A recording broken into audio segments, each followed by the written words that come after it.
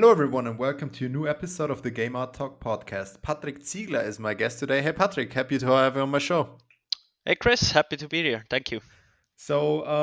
Introduce yourself. What are you currently doing? Where are you living? Which is also pretty cool.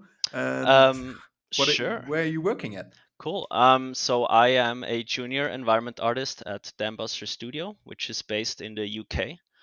I am because of the whole situation, global situation. I'm currently living in Switzerland and working remotely, and yeah, that's currently where I'm at. And yeah, Okay, cool. You kind of moved. You originally started at working at Dambuster in Nottingham, right? Yeah. yes, exactly. Yeah, And then a big thing happened on the earth, and you're now moving back to Switzerland and working from there, right? yeah, yeah. Okay. So how do you enjoy home office so far?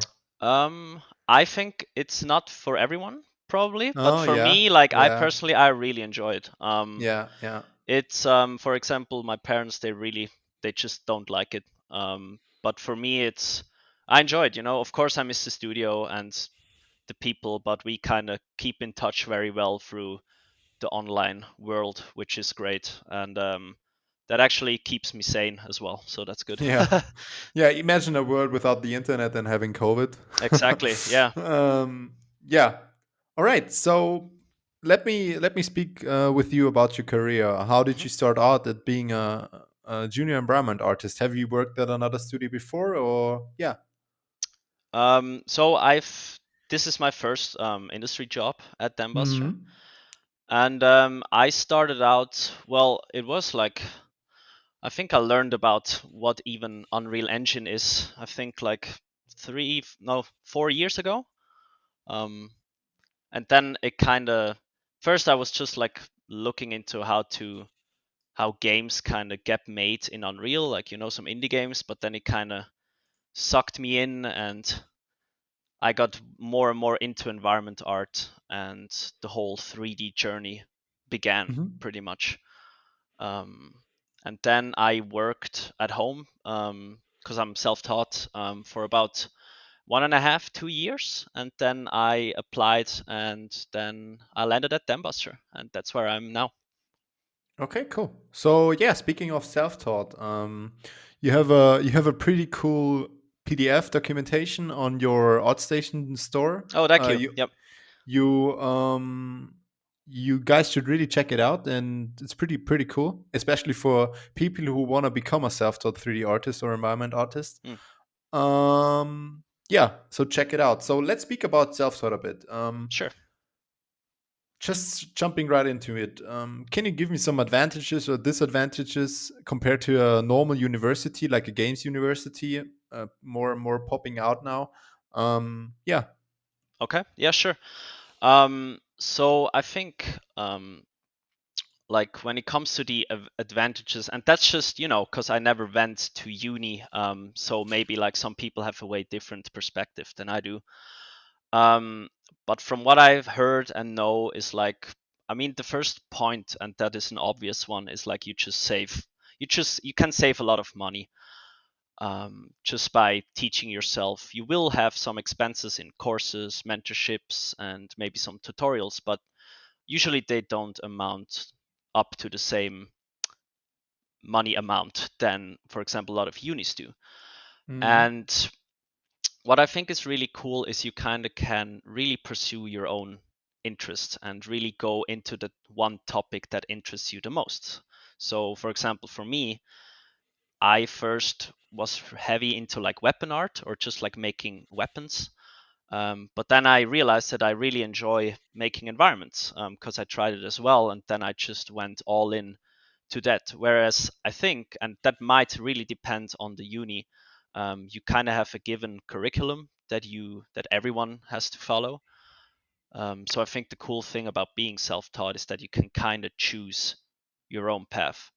But then again, this brings me also to the disadvantage is you have to be very self-reliant when it comes Hmm. to being self-taught, because when you go to a university, you go there, you meet your peers, and you have a teacher, and you have this like very, you have this like daily and weekly structure, but when you just sit at home alone basically and teaching yourself, you kind of don't have that structure in place. So you have to give that to yourself because you need some sort of structure, otherwise it's going to be all over the place.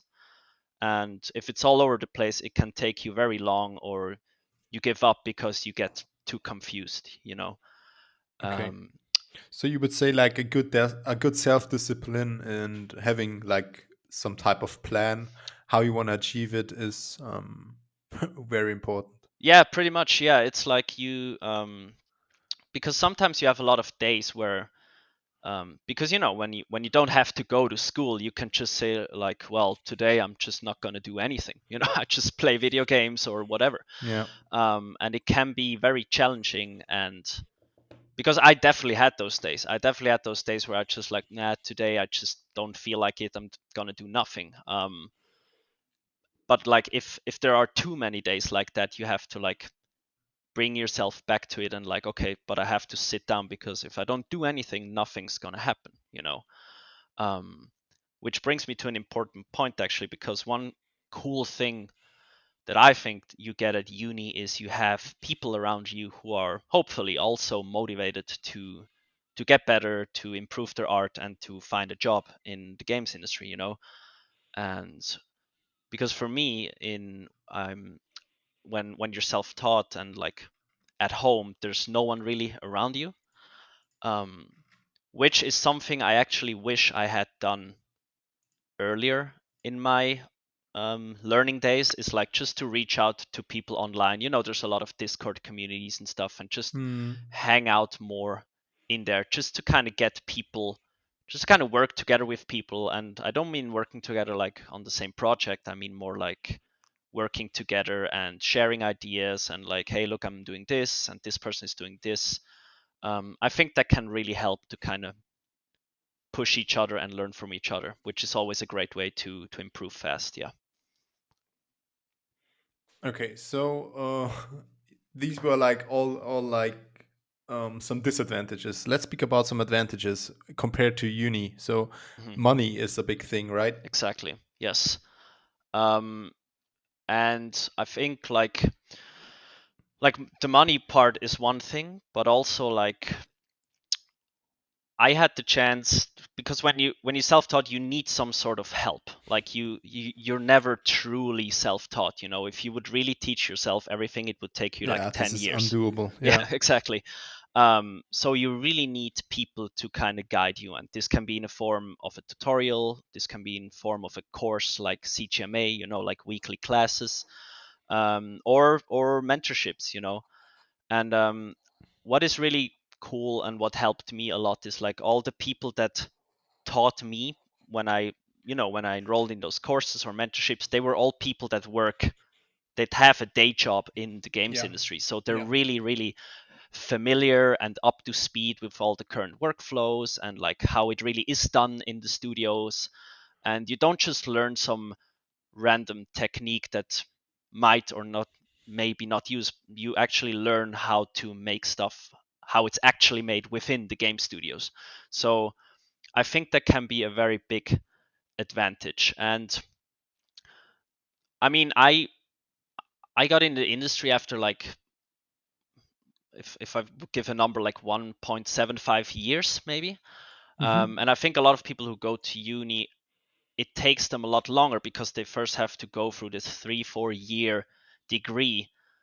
But some people who put in extra effort would already be ready to find a job after 1 or 2 years. So, but then you're Yeah. kind of stuck within that structure, which because I looked at a lot of unis before I taught myself, but then I kind of decided to learn it myself, just because I thought it was expensive, and I was like, well, there are some cool courses here and there, so that I might take the leap and just do it like that. And maybe if it didn't work, I would have gone to uni. I don't even know. So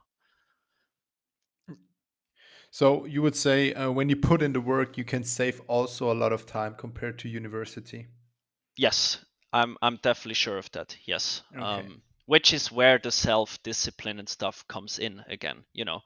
Because some people it might take a lot longer than others, and it also depends on your situation, right? Like if you have 2 day jobs because you need to get enough money and stuff, like it's gonna be, you will have way less time than if you just have like no job Yeah. almost, or like, so, or you live with your parents or whatever and you can dedicate like every day full 8 hours a day to it. So it always depends on what your background is and your living situation, but still I think everyone can put in some time and has some time Yeah. to, and effort to really focus and learn 3D. Even if it's just, let's say you just have 30 minutes a day, I think if you really really focus during those 30 minutes a day, I think you can, in a year, like you might not see it in the beginning, but in a year I think you can come very very far, um, even if it seems like such a small number. Yeah. I think you just got to stay dedicated and keep working on yourself every Yeah, day if possible. But yeah. yeah, I agree. No, that's pretty much it. Yeah.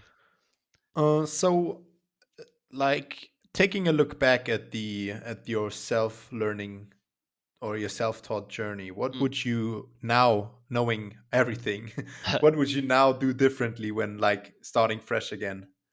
hmm um, so I think it's the one thing that I mentioned to you before is like I would, well, there's two things. Like one thing would be, yeah, hang out more, like go more into these community chat rooms and really get to know some people that are on the same journey as you. Um, because it's just not, like for example, when I learned, like here in Switzerland, when I learned back in Switzerland, like I didn't know anyone like in person, Yeah. that did 3D, and it was just like, Same. yeah, Yeah. yeah, exactly. Yeah, it's. I'm sure I wasn't the only one, and it's like, my friends play games, but my parents have no idea Yeah. Yeah. what Yeah. what it is. But it's like it just helps to. I wish I had gone more into like just reached out to some people and like, hey, you kind of want to chill in voice chat and maybe like work together and show each other the work, and it's just cool to talk about 3D because sometimes you might not know something and don't know how to Google it, but that person might know it, and then you can help each other, which is Yeah. like a really, really good thing. Um, so I think that would be the main one. And the other thing is, don't be afraid to reach out to people you look up to. Because back in the day when I was learning, I was always like, oh, I have to send them, let's say it's just it's a senior environment artist somewhere in whatever studio you like. And I was like always like, oh, but I have to, don't want to disrespect their time, and I have to send the perfect message, you know. Yeah. Yeah. Yeah. But usually, like once you just send a nice message and kind of show share your work with them and ask for genuine help, like not everyone, but like so many of these people will help you and will give you some sort of advice. Some people really really elaborated when I asked them, and some people, they just sent me one or two sentences, but it's fine. um but Yeah. I think that's what I would do differently as well, is just to be, not be More. scared pretty much to Yeah. reach out. um And have like more communication with other artists from the yes, beginning, yes, not just like after 1 year of self-taught. And exactly, exactly, because when you're around a lot of these people and just kind of start thinking like them, you kind of just absorb information through, what's it called, osmosis, I think. mm, um you grow together, right? yeah, exactly, and And you become a better part of the group. pretty Yeah. much, pretty much, yeah. And also, it's honestly, it's just more fun, like if you can do it together, it's more fun than just alone in your room. um Yeah. so Exactly. yeah, so I think that would be the main two things that I would do differently, because I started doing them near the end before I got a job, but I was like, because once I started doing it, I was like, why didn't I do this like a year ago? Like Yeah. it's just, it's just, and and by the way, I'm not like like an extrovert or like a very like communicative person. But like everyone is always like was very nice and helpful. So I think you should kind of just take the leap and just throw yourself in there sometimes, and I think you will Yeah. you will have more fun and you will enjoy it more, I think. Yeah.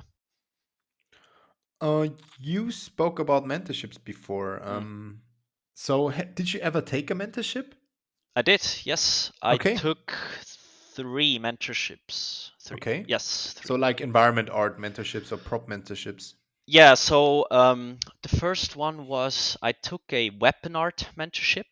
Um, then I took a career mentorship, which was more like a overall, because I felt a bit lost. Like, okay, am I on the right track? I don't know where I should go. Like, is this Hmm. even will this ever work? And I haven't applied, by the way. I just needed some input because I felt a little stuck.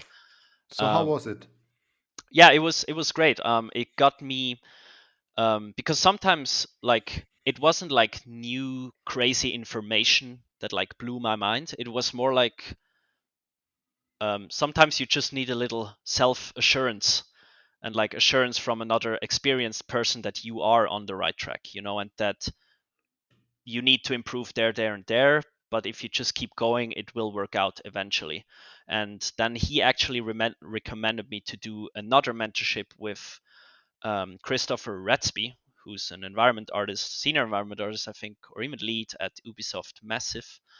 Um, and I really learned so much from him, and he was such a great mentor, and that kind of got me into the right, because he could fix a lot of things that I did kind of, don't want to say wrong, but just like very inefficient.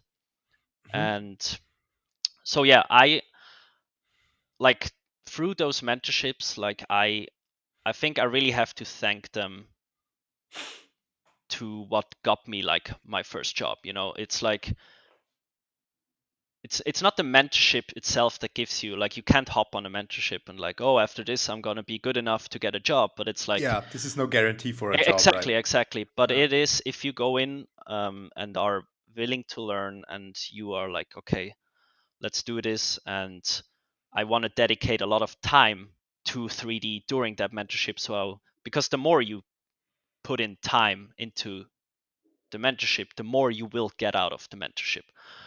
um, and it was just a great experience, and um, if you like, if you click with your mentor, and with that I mean, it's just you have like a good energy together, and like he or she understands you and you understand them, it's like, it can be very rewarding. And it was just, for me personally, it was a great experience, so I Hmm. really recommend it. So you would say it's a perfect mix between a payable course and getting lessons from really experienced people from the industry who know what is important and who know what they are doing. And yeah. Yes, exactly, that's pretty much what a mentorship is, right? And Yeah. um the cool thing is as well, because let's say you take it, you go and enroll in the course, or you download the tutorial or whatever. The difference with mentorship is that it's really really individual about your work, because if you take a course or something, like, usually it's very broad, and you get maybe a little bit of feedback, but like in a mentorship you can really really go deep on exactly where do you struggle, and like what are your things that need to get better. And it's all about you, so to speak, which sounds funny, but it is really helpful, because you kind of get an honest review of your whole situation and your whole um, portfolio and everything. And this is really where mentorships shine, because they can kind of give you that last little push Hmm. to bring you to a certain quality bar, you know.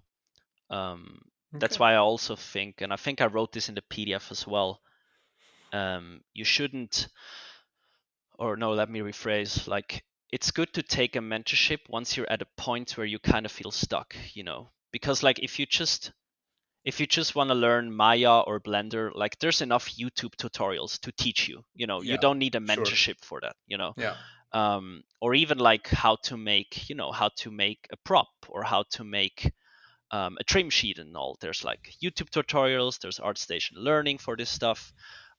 So you don't really need a mentorships for the basic. But once you are like, okay, I know how. Let's use a prop. Like, okay, I know how to make a prop, but it just doesn't look as amazing as from all these industry professionals or like those amazing props you see on ArtStation or whatever. This is a perfect moment to get a mentorship, to have someone very experienced look at your work and say like, okay, like your modeling needs improving there, your texturing needs this and this, and now it's all about presentation and rendering this better. um, I think this is like the perfect opportunity to take a mentorship. So Yeah. yeah, that's what I would say. Yeah. Cool. So you started out as a junior. Do you have any tips for other starting juniors in a bigger company? Mm. Like most juniors are starting like with startups or Yeah. smaller indie devs, but you started as a junior in a more bigger company, AAA development. Yep. Yeah. Do you have any tips, or what would you do differently? Hmm. um so uh, it's funny because when you start as a junior, and I talk to all my friends about that, and just you hear this everywhere. Like, what will happen 90% of the time is that the so-called imposter syndrome can kick in very hard. you know. Mm, And for people who don't know what imposter syndrome is, it's basically this feeling that you get that you don't belong where you are, and that like usually when if you put it in terms of like game industry, you think like, oh damn, I'm not good enough to be here, like yeah. one day they will find out that I'm actually a fraud, that I'm not that good. And to feel like this is completely normal. Like it's the most normal thing in the world. um, and it's also, you have to always trust in the people that hire you, because if someone hires a junior, they know that they are going to hire a junior. Like if you hire a junior, you are not hiring a senior that has 5 years, 10 years of experience. So they really know what they get into as well. So what I want to say with that, it's just basically, it's just okay to feel a bit nervous in the beginning. And also like, because your first couple of tasks that you get, you probably will struggle a little just because everything's new and you're not really sure if you are doing it correctly. But then more and more you do it, more and more and more and more, and suddenly you're good to go and you're well on your way. So that would be my main advice, is pretty much just to relax and be, and know that you are good enough, because you went through the interview, maybe you had to do an art test, blah blah blah. So you can really feel comfortable with where you are, and it's normal to feel that way. um, and what I would say is like, I felt this kind of weird pressure in the beginning that I have to do, like, okay, I go to work, I work 8 hours doing environment art, and then I have to go home, but I also have to do personal work now. you know Yeah. it's I like know that. that. Yeah. Yeah, I'm sure you do. It's like that constant pressure. And Get I, better, do more, yeah, learn more. exactly. Yeah, exactly. Yeah. And especially in like your first 6 to even a year or two, I don't even know, like there's no really a rule to it, but like just don't push yourself into it, because you will burn out very quickly. um because the thing is like, another thing we have to think about is like, when you start working in a studio and then go there every day, you will learn, like the first, like thinking back, like the first year, like you learn so much, like it's insane Yeah. how much you learn. And you will just look back even after 3 to 6 months, and you're like, wow, I'm already so much better, like just knowing certain workflows and how to get things with higher quality out faster. Like if you would start doing personal work in your first week, after 3 months, I'm sure you would just throw it in the trash because you Yeah. can do 10 times better already. So even just because of that, I wouldn't pressure yourself into doing personal work, and just kind of get at ease in the job, get comfortable at the job, because you are growing so much already. There's really no need. And because there comes a time where you just randomly get inspired after work, and you kind of, it comes from a different place. It's like you don't feel like you have to, but you want to, and then the personal work starts again because it's more relaxing and more fun, and not something you think. It does feel like homework, you know. Yeah. Um, so yeah, and So yeah, yeah, the sorry, go on. homework is a pretty good phrasing for that, because it feels like it needs to be done, but it could be done, Yeah, but exactly. it's just this pressure that builds up right Yeah, after work, and yeah, you're making yourself the pressure to always improve, to get better than the other artists in the studio, to yeah. exactly, which can be Und- pretty stressful, you know. yeah. It's like, and I think it's also maybe a bit the nature of our job and industry, you know, because you browse ArtStation every morning and you're like, oh Hmm. no, they're so good. Yeah. But I feel like a lot of the times you don't realize that you yourself are also very skilled because you're learning so much on your job once you have the job and stuff. So there's always like this balance, and kind of, I think I learned a lot of things like just mentally as well when you start having a job, that you kind of only you can only learn this stuff once you're actually working, because then you kind of learn about that whole balance. So Exactly. Yeah. yeah. Okay. So, also speaking about the application process, Mm. Hmm. you also have like a section in your PDF documentation where it comes to application. Yes. Let's speak about some personal experiences, or what can be done better in the process. Some studios do it pretty good. Other studios are doing it pretty bad or not at all. So Yeah. yeah, let's speak about that a bit. Sure. So I personally, like, when I applied, because I first applied with a portfolio, then I didn't hear anything back, made a new portfolio or like a new artwork, and then applied again. Just that's kind of how it went down for me. Um, but like, I actually applied a lot. Like, I just, I looked at all the studios that I wanted to work on, or that I could find that could be very cool to work at. And I just applied pretty much. I ignored I ignored every job title. Like, if it says they're looking for a senior, I still applied. Hmm. Obviously, because they know who's applying, so it would be for a junior position, even if the job description doesn't say junior Hmm. position, because they actually rarely do. You, I rarely find places that say looking for a junior environment artist. Yeah, Usually it's this just like, never happens, right?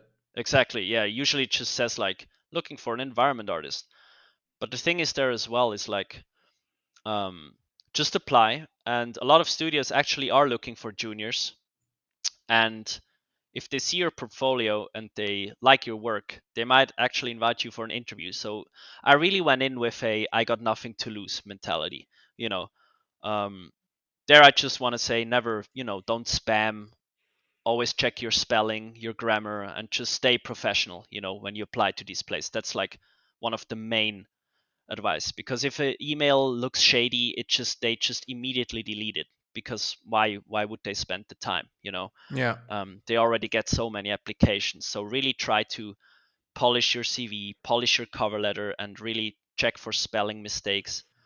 Um, and just, if you don't hear anything back, ask again in like a week or two.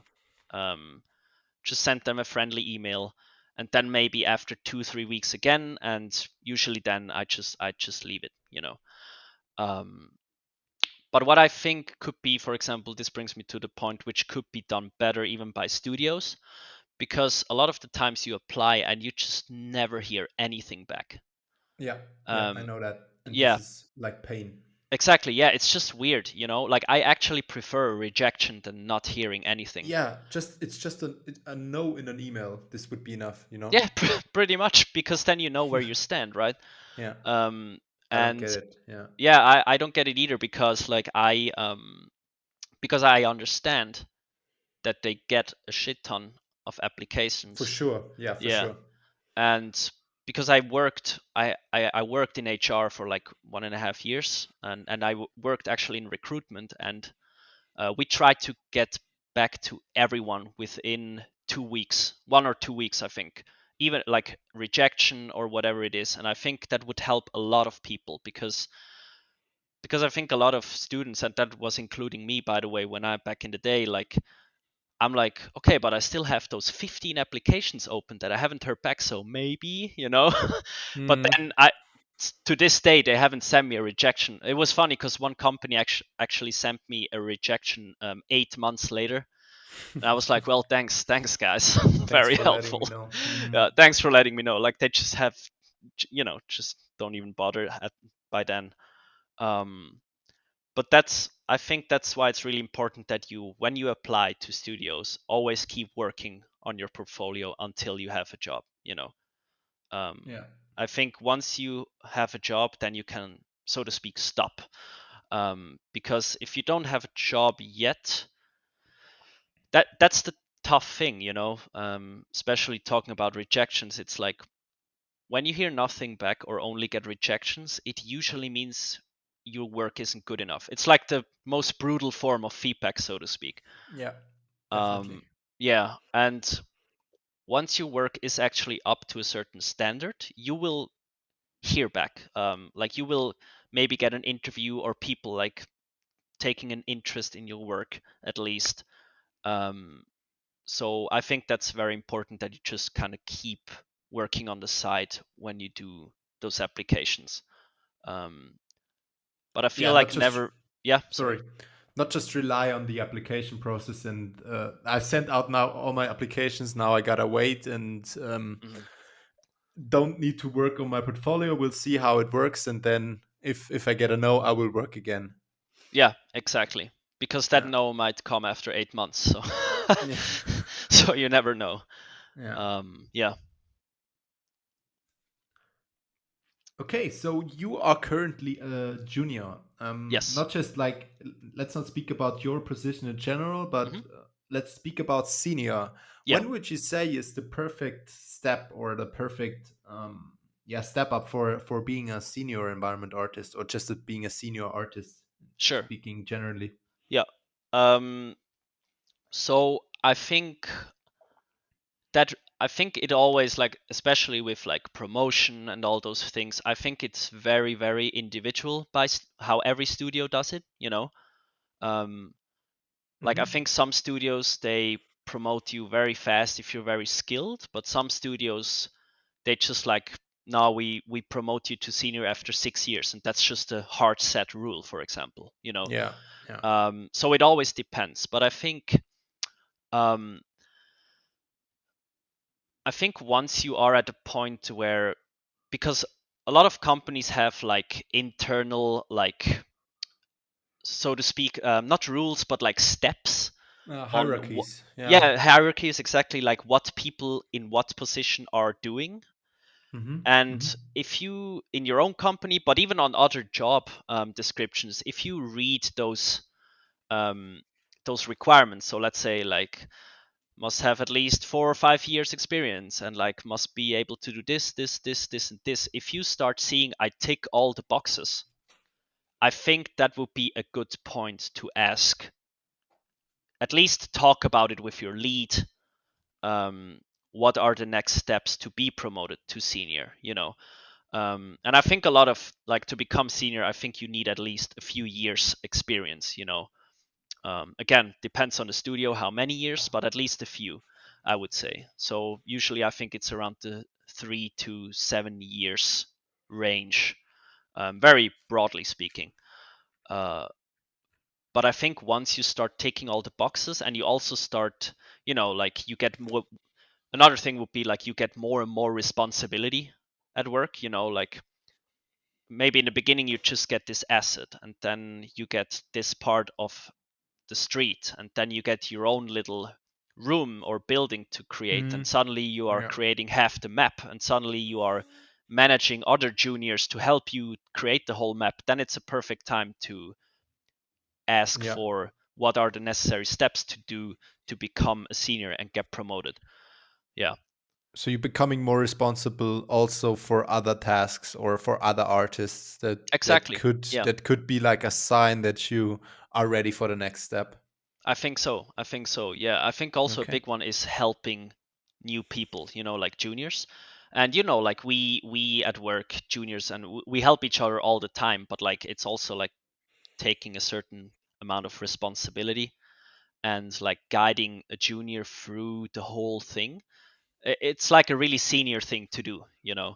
Um and yeah, in the end, if you tick all the boxes, I think you're good to go. Yeah. This is a pretty cool statement. Yeah. Cool. All right, Patrick. We kind of went through the talk from my end. Is there Sounds good. anything you want to add?